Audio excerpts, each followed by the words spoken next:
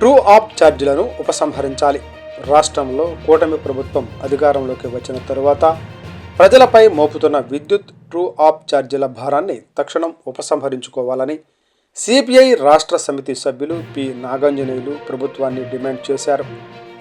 Bhattiprolu AITUC కార్యాలయంలో మంగళవారం ఏర్పాటు చేసిన విలేకరుల సమావేశంలో ఆయన మాట్లాడుతూ ట్రూ ఆప్ సర్దుబాటు ఎలక్ట్రిసిటీ డ్యూటీ పేరుతో విద్యుత్ ఛార్జీలను వడ్డిస్తున్నారని, అసలు కంటే కొసరి అధికంగా ప్రజలపై పడుతుందన్నారు. ఈ సమావేశంలో సిపిఐ నాయకులు గొట్టుముక్కల బాలాజీ, బండారు శ్రీనివాసరావు, ప్రజా సంఘాల నాయకులు వి శ్రీనివాసరావు తదితరులు పాల్గొన్నారు.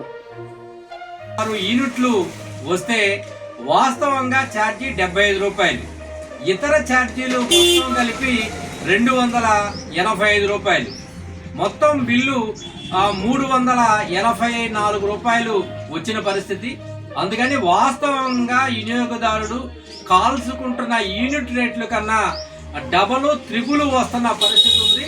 అందుకని ఈ కూటమి ప్రభుత్వం ఇవన్నీ ఆలోచించి తక్షణం దాన్ని నిలుపుదల చేయాలని చెప్పి సిపిఐ పార్టీగా విజ్ఞప్తి చేస్తా ఉన్నాం.